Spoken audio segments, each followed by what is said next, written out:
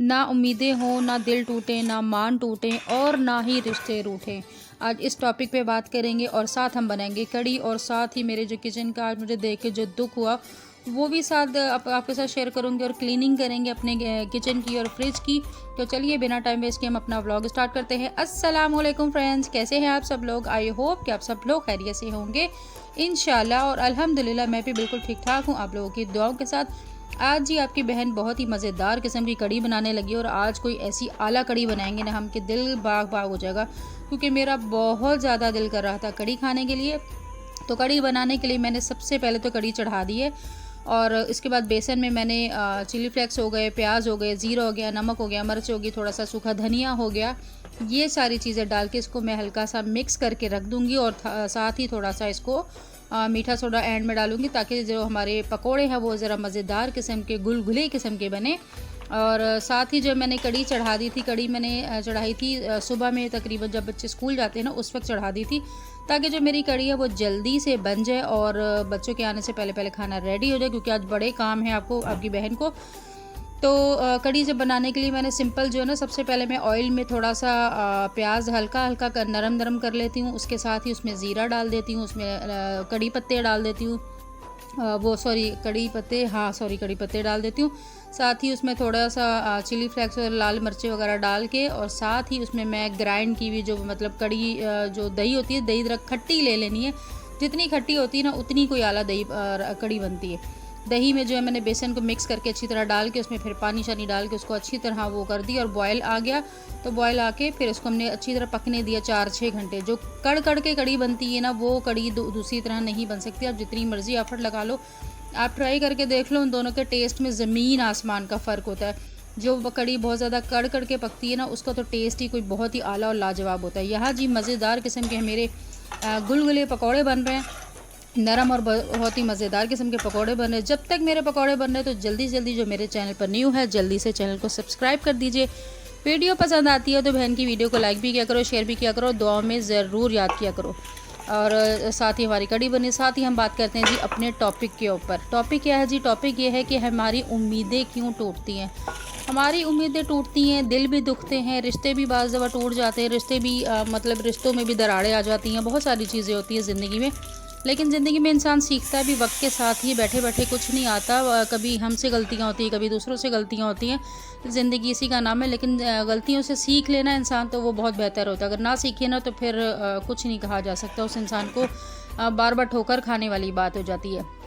अच्छा, तो यहाँ पे जी हमारी कड़ी बन गई थी, तो मेरी बहन भी आई हुई थी, बड़े मज़ेदार किस्म की कड़ी थी, उसे भी बहुत पसंद है। तो मैंने ऐसे बोल दिया था, तो वो लोग भी आए थे। तो बहुत ही कोई आला कड़ी बनी है, आपकी बहन ने बनाई है, और खा के यकीन करे चस आ गई थी, दिल ही नहीं भरा था, दिल कर रहा था कड़ी चमचों से खाऊं मैं, इतनी मतलब मज़ेदार किस्म की कड़ी बनी है अल्हम्दुलिल्लाह। अच्छा जी, बात हो रही थी टॉपिक पे कि उम्मीदें क्यों टूटती हैं। आजकल का जो दौर है ना, वो अब वो दौर नहीं रहा कि वो वाले प्यार मोहब्बत, और वो वाला दौर नहीं रहा कि इतने ज़्यादा रिश्तों में वो। आजकल का दौर ना एक मशीनी दौर बन चुका है, पैसे का दौर बन चुका है। हर रिश्ता पैसे में बिकता है, मुझे ऐसा लगता है। जिसके पास पैसा है ना, तो उसके रिश्ते उसको सब मिल जाते हैं, और जिसके पास नहीं है वो बेचारा सफ़र करता रहता है। वो कहते हैं ना कि पैसे वाले के गुनाह भी माफ़ हो जाते हैं, और गरीब की हक सच बात भी गलत कहलाती है, उसकी बेचारे की सच्चाई भी उसके लिए अजाब बन जाती है। आज का दौर है, ऐसा ही है, बिल्कुल है।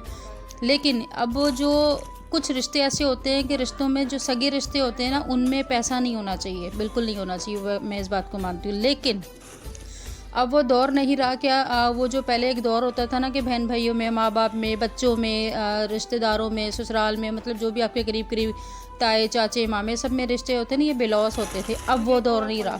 अब सब एक अपने अपने मैं मेरे बच्चे, मैं अपना, सब वो वाला सीन हो चुका है। या फिर अगर हम बहन भाई की भी मिसाल ले लें, या अपने बच्चों के साथ, या किसी की भी मिसाल, किसी भी रिश्ते की मिसाल ले लें, तो वो वाला हाल है कि अगर हम लोग किसी से उम्मीदें रखते हैं ना, कुछ रिश्ते ऐसे होते हैं कि जो बहुत ज़्यादा करीबी होते हैं या दिल के करीब होते हैं, तो थोड़ा टाइम गुजरता है, तो हमें ना उनसे कुछ उम्मीदें होती हैं।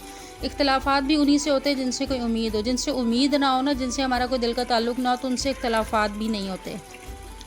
इख्तलाफात, ये सच बात है कि उन्हीं से इख्तलाफ होते हैं। लेकिन आजकल का दौर नहीं। अगर आप लोग आज के दौर में किसी से उम्मीद रखते हो, किसी से इख्तलाफ करते हो, वो आपकी एक्सपेक्टेशंस पे पूरा नहीं होता, तो आपको दुख होता है, आपको अफसोस होता है, आपको तकलीफ़ होती है।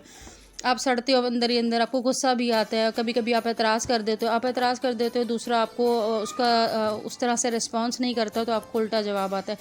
तो मुझे लगता है कि उससे बहुत ज़्यादा बेहतर है कि अगर आपको किसी से इख्तलाफ है तो आप इख्तलाफ करो ही नहीं, क्योंकि अगर आप किसी को खुद से किसी को कोई बात समझ में नहीं आएगी ना, तो आपके समझाने से भी अब वो दौर नहीं रहा कि कोई आपकी सही बात को भी समझेगा, क्योंकि आजकल हर इंसान हर बात को अपने हिसाब से लेता है, अपनी मर्ज़ी से समझता है और अपनी मर्ज़ी के हिसाब से ही उसका मीनिंग निकालता है। तो बहुत ज़रूरी है कि हम आज के दौर में सारों से उम्मीदें छोड़ दें, किसी से कोई एक्सपेक्टेशन ना रखें, किसी से कोई उम्मीदें ना रखें। आप ज़िंदगी में जो करना है खुद करें, अपने से उम्मीदें रखें। अगर आप लोगों से उम्मीदें रखेंगे ना, रिश्तों से भी उम्मीदें रखेंगे, तो आपको गम भी मिलेगा, दुख भी मिलेगा, तकलीफ़ भी होगी, आपको अफसोस भी होगा। सो उससे बहुत बेहतर है कि आप no expectations, no sadness, no किसी से कोई ना उम्मीद रखें, ना आपको दुख होगा, ना आपका मान टूटेगा, ना आपको किसी को सफाई देनी पड़ेगी। क्योंकि मुझे ऐसा लगता है कि मैंने एक अरसा हो गया, टाइम पीरियड बहुत पहले, बहुत सारे लोगों की बहुत सारी बातें मुझे बुरी लगती थी, दुख होता था कि मैंने इसके साथ ऐसा किया, उसने मेरे साथ ऐसा क्यों किया, मैंने ये किया था तो मेरे साथ वैसा क्यों हुआ। तो लेकिन अब अगर मैंने किसी के साथ कोई नेकी करनी है तो बगैर मतलब के कर देती हूँ, और अगर नहीं करनी है तो नहीं करनी है। लेकिन मैं उससे किसी से भी इस उम्मीद से नहीं करती कि मैंने उसके साथ ऐसा किया तो वो भी मुझे रिटर्न में ऐसा करेगा। नहीं, अब वो उम्मीदें छोड़ दी, तो अब मुझे दुख नहीं होता, मुझे तकलीफ़ नहीं होती, मुझे बुरा नहीं लगता कि कौन क्या सोच रहा है और क्या समझ रहा है और क्या कहेगा और क्या नहीं कहेगा, क्योंकि मैंने उम्मीदें नहीं रखी। तो मुझे वो दुख और तकलीफ़ मुझे लगता है कम हो गई, और मैं ज़्यादा रिलैक्स फील करती हूँ कि जब उम्मीदें ही नहीं हो तो फिर दुख और तकलीफ़ कैसी। अच्छा जी, यहाँ जो मुझे अपनी कैबिनेट को देख के इतना कोई दुख हो रहा था, ये तो मेरी अचानक से नज़र पड़ी।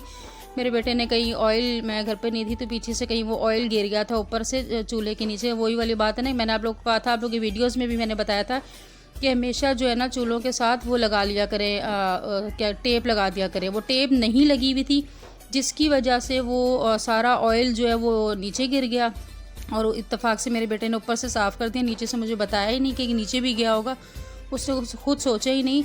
और नीचे सारी मेरी कैबिनेट की जो ड्रॉस थी स्पून्स वाली, उसमें ऑयल चला गया, नीचे कैबिनेट में चला गया, बर्तन सारे हो गए, यहाँ की जो लकड़ी थी वो सारी ऑयल के साथ ख़राब हो गई।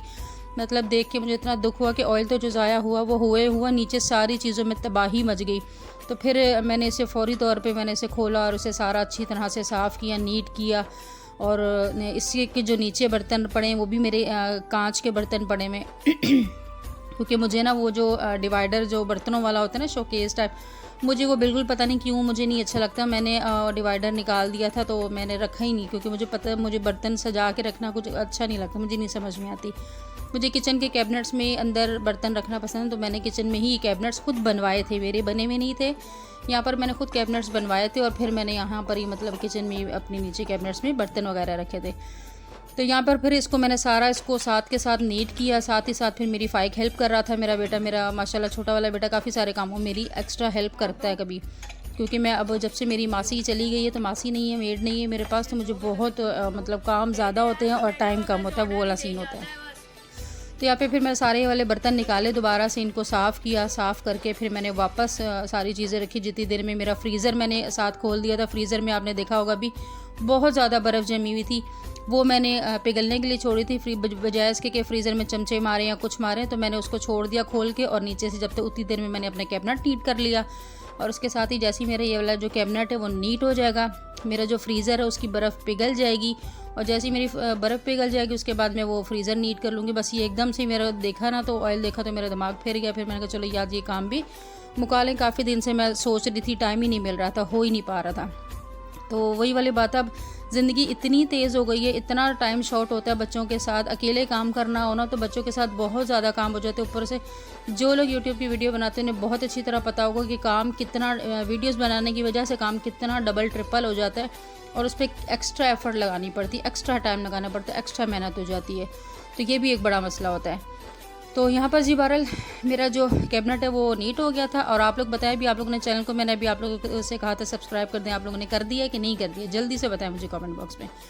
और साथ ही ये फ्रीज़र मेरा तकरीबन सारी बर्फ़ ये देखिए पिघल गई थी। अब हमने इसे नीट करना था, नीट करके फिर मैं सारा तकरीबन नीट करने के बाद ना मैं आधा घंटे तक या 1 घंटे तक फ्रीज़र को नहीं खोलती हूँ, कहते नहीं खोलना चाहिए वरना शॉर्ट करंट वगैरह ना आ जाए।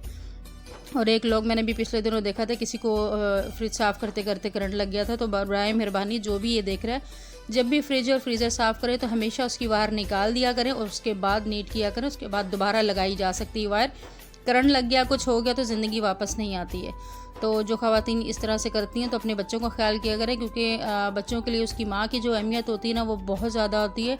जो एक माँ अपने बच्चों को देख सकती है वो दुनिया में कोई नहीं देख सकता। तो अपनी केयर करें, इसलिए मैं अब अपनी केयर इसलिए करती हूँ।